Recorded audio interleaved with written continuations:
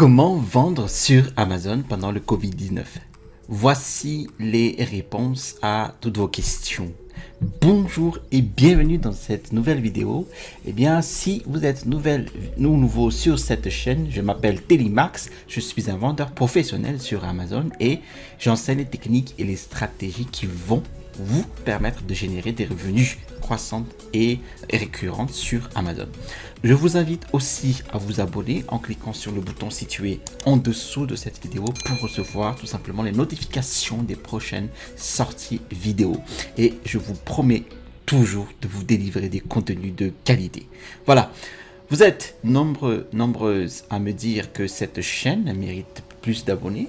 Alors, par exemple, vous pouvez partager une des vidéos de notre chaîne YouTube Télimax, soit vous partagez donc des playlists comme celle-ci sur sourcing produits en Asie pour Amazon FBA, soit vous allez tout simplement partager une vidéo, donc une des vidéos que vous voyez ici. Donc ici par exemple, ce sera comment choisir votre premier produit sur Amazon FBA.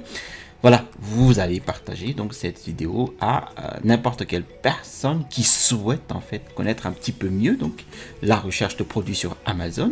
Vous partagez sur des pages Facebook ou sur d'autres chaînes YouTube ou voilà sur Facebook dans votre compte personnel, et vous allez pouvoir en fait diffuser les informations pertinentes sur cette chaîne. Voilà. Alors dans cette vidéo, j'ai rassemblé les questions que vous me posez en fait, surtout en ces temps difficiles dans le business Amazon FBA, dans la vie de tous les jours tout simplement, et voilà, surtout sur la vente sur Amazon FBA et tous ces événements liés donc à l'épidémie mondiale. Alors je vais commencer tout de suite par cette question-là sur la recherche de produits. Qu'est-ce qui se passe en ce moment?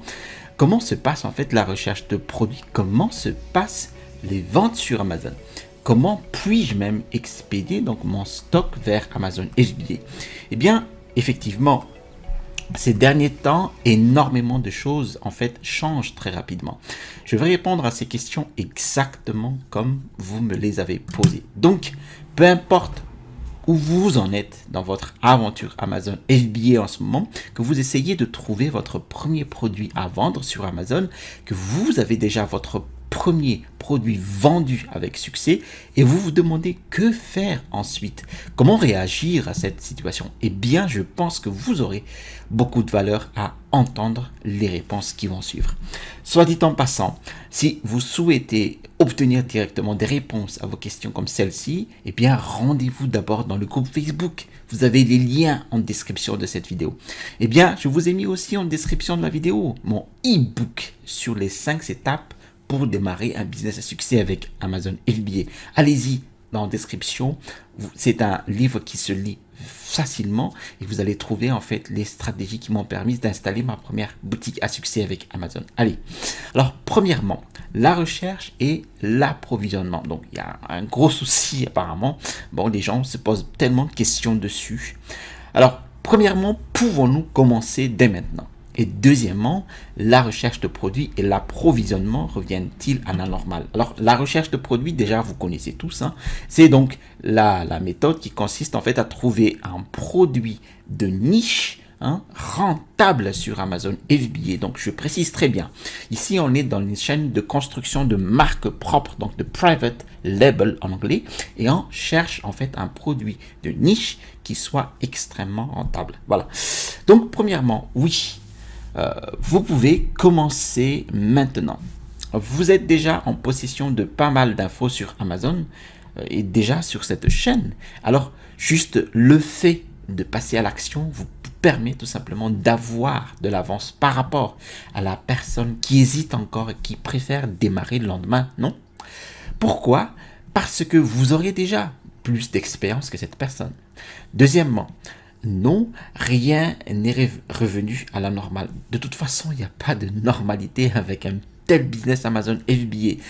Déjà, si vous êtes toujours sur Amazon, moi, je manipule tous les jours le site amazon.fr, vous aurez remarqué en fait que même le site, la plateforme d'Amazon, voilà, est toujours en perpétuel mouvement. Il y a toujours des modifications, des changements, rien que sur les plateformes, sur l'interface de votre page produit, sur les nouvelles réglementations, etc., etc.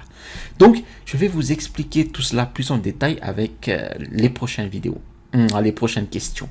Mais vous êtes probablement venu ici, vous vous posez la question, est-il possible de démarrer maintenant en fait, et à quoi ressemble le business? Alors, premièrement, toutes les étapes d'Amazon FBA sont clairement chamboulées pour le moment. C'est logique. Et deuxièmement, oui, vous pouvez commencer. Passons donc à la question suivante. Comment finalement trouver des opportunités de produits à vendre en ce moment? Donc, je vais vous laisser quelques ressources ci-dessous pour vous inspirer déjà, à part les ressources que vous pouvez trouver dans les guides, les playlists en description de la vidéo.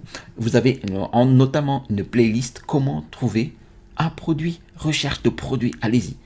Alors, bon, la première des ressources que je vais vous donner aussi ici, donc à part tout cela, ça va être un site que j'ai trouvé, donc qui s'appelle Glimpse et qui a en fait mis en place un tracker Covid-19 où vous pouvez réellement voir des opportunités de produits spécifiques et pas seulement des produits physiques, des tendances générales qui changent souvent.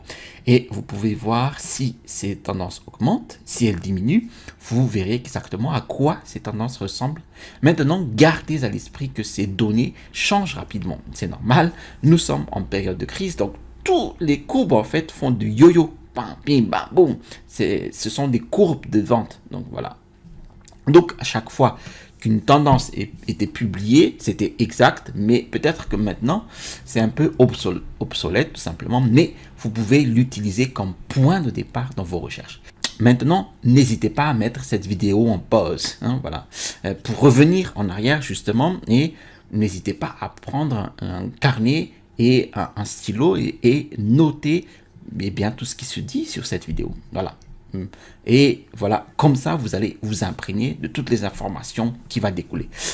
Je vous donne aussi notre ressource pour trouver un produit éventuel. Donc, c'est un classique. C'est celui que j'ai toujours utilisé et il sera toujours utile pour vos futures recherches de produits.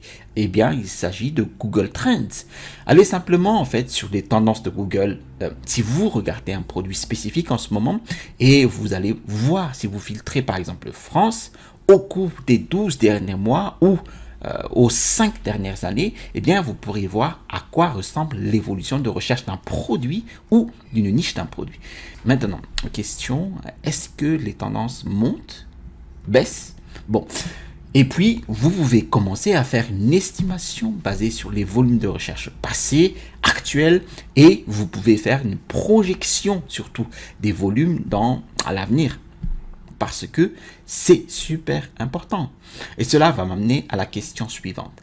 Quelle tendance de produits voyez-vous émerger? Bon, ok.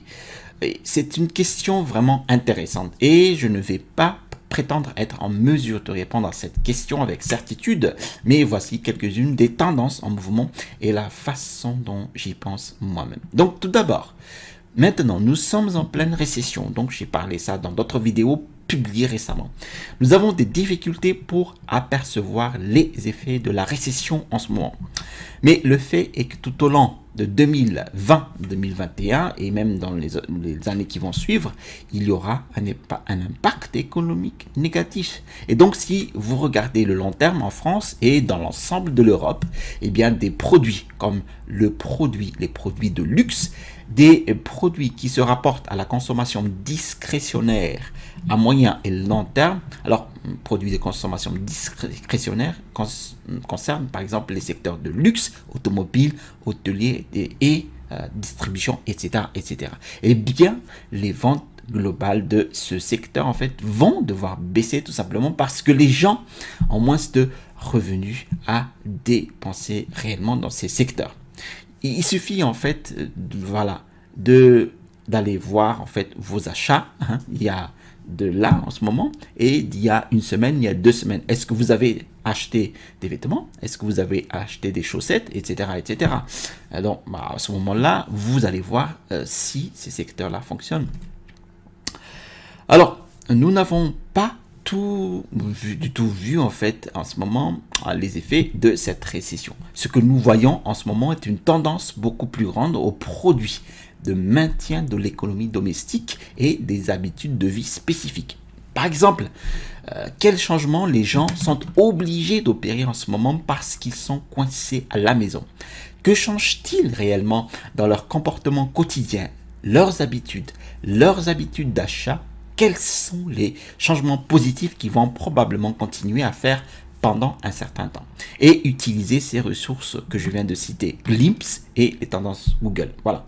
Alors, lorsque vous regardez des habitudes ou des activités ou des comportements particuliers ou des choses que les gens vont acheter, pensez-vous à quelque chose que les gens feront à l'avenir?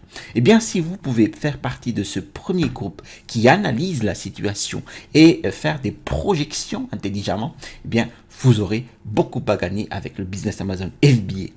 Ensuite, maintenant, les ventes sur Amazon augmentent-elles ou diminuent-elles? Donc, voilà, je vais vous donner une réponse pertinente. 90% des vendeurs Amazon voient en ce moment leurs ventes en hausse. Et en fait, c'est comme si c'est Noël. Noël se passait en décembre dernier et maintenant, Noël se reproduit. La seule différence est que cette fois-ci, personne n'a prévu ce phénomène et vous avez en fait une double augmentation car la plupart des vendeurs n'ont pas de stock suffisant pour répondre à cette demande. Et donc, si vous pouvez rester en stock dès maintenant, vous pouvez augmenter considérablement vos prix. Vous pouvez faire plus de profit, mais nous avons le même problème que tous les autres vendeurs, ce qui conduit à la question suivante. Comment augmenter les ventes? À l'heure actuelle, en fait, il faudrait se concentrer sur la gestion des stocks et de l'approvisionnement. Voilà, les deux mots-clés maîtres en ce moment. Restez en stock, gérez vos prix, gérez vos campagnes CPC.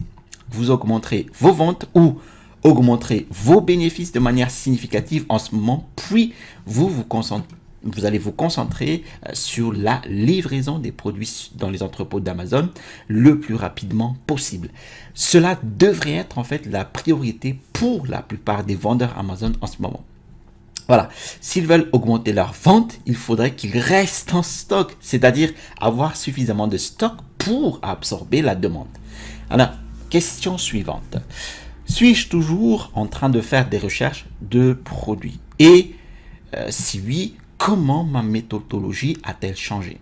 En fait, pour être en phase avec vous, tout simplement, l'audience ici, eh bien, nous devons de faire constamment des recherches de produits et des idées de niche, de lancer éventuellement une idée de produit émergente, même à faible quantité. Pourquoi?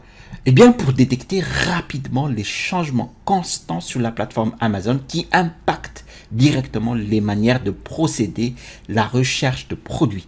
Par exemple, l'ajout de commentaires internationaux dans les fiches produits, ça c'est un changement, un gros changement sur Amazon. Ensuite, les restrictions de catégories de produits, etc., etc. Donc, le plus important pour nous est de rester en stock avec ce que nous avons actuellement dans les entrepôts. Mais pour répondre à la question, comment ma méthodologie en fait changerait-elle exactement? Eh bien, vous devriez rechercher les tendances. Vous devriez regarder à long terme. Ce ne sont pas des tendances qui se font sur 2, 3 mois, 4, 5, 6 mois, mais à long terme.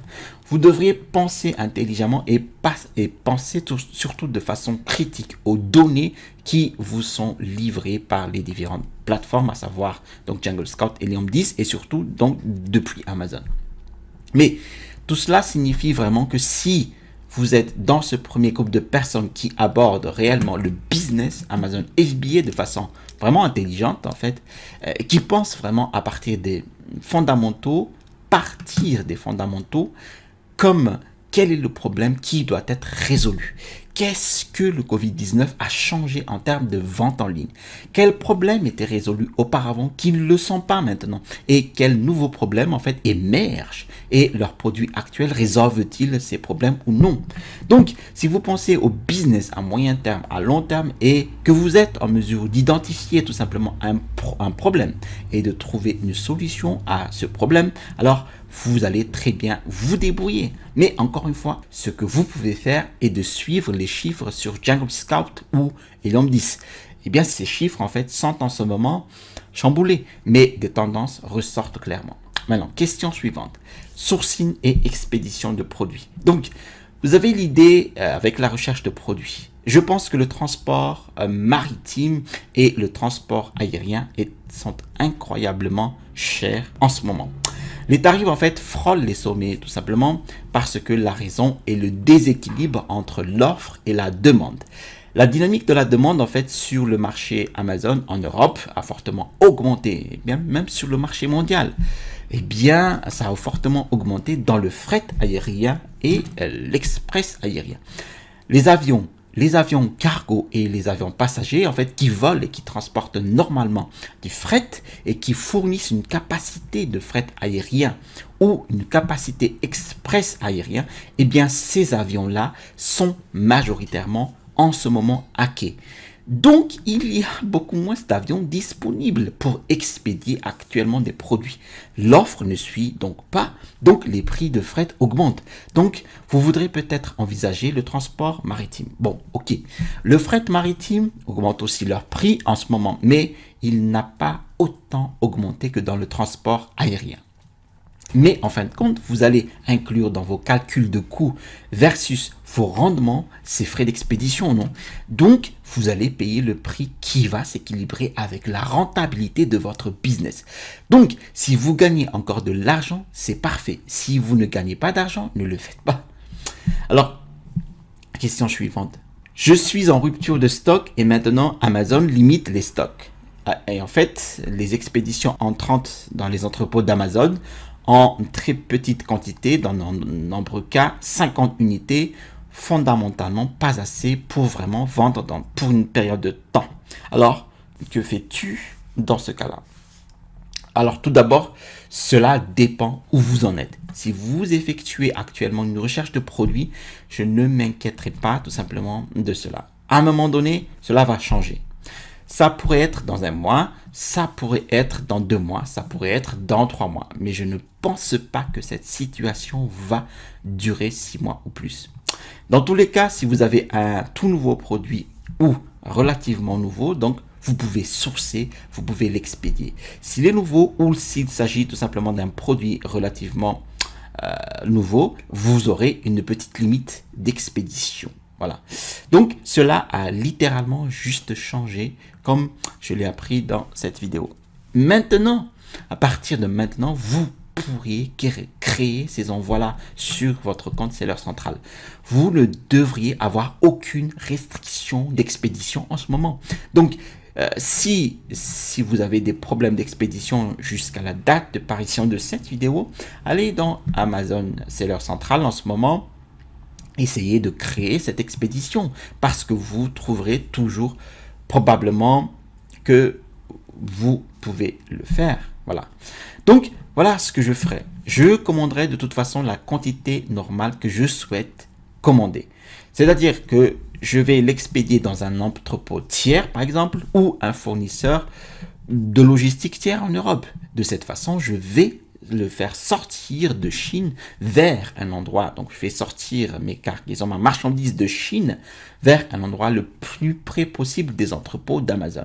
Alors, les limitations des expéditions entrantes, en fait, dans les entrepôts vont se normaliser à un moment donné, mais je ne sais tout simplement pas quand, mais à un moment donné, Amazon va commencer à autoriser tout simplement à nouveau ces expéditions à un taux normal. Donc, vous voulez être prêt à en profiter réellement lorsque cela va se produire. Voilà. Alors, deuxième partie de la question. Est-ce que je vais considérer le FBM? Alors, le FBM, c'est le Fulfillment by Merchant, donc expédié par le marchand. Eh bien oui, je vais expédier ma marchandise vers un entrepôt tiers et si rien ne se passe, s'il n'y a pas d'évolution sur les créations d'expédition dans le compte Amazon Seller Central, eh bien, si je ne peux toujours pas créer ces expéditions vers les entrepôts d'Amazon, eh bien, je vais envisager de faire le FBM. Voilà. Voilà, merci d'avoir suivi cette vidéo jusqu'à son terme. Si vous avez aimé cette ce type de vidéo, eh bien, cliquez sur le bouton j'aime. Si vous avez aimé d'autres vidéos de ma chaîne, alors pensez à vous abonner en cliquant sur le bouton situé en dessous de cette vidéo pour recevoir tout simplement les notifications des prochaines sorties vidéo. Je vous ai mis aussi en description de la vidéo en fait mon e-book, les 5 étapes pour démarrer un business à succès avec Amazon FBA. Vous allez trouver dans cet e-book les techniques et les stratégies qui vont vous permettre de générer des revenus récurrents et croissants avec Amazon FBA. Vous allez trouver ici le bouton pour vous abonner et à droite de cette vidéo, vous allez avoir en fait des astuces pour sourcer au mieux votre produit sur Amazon FBA. Allez, à la prochaine vidéo et restez toujours curieux.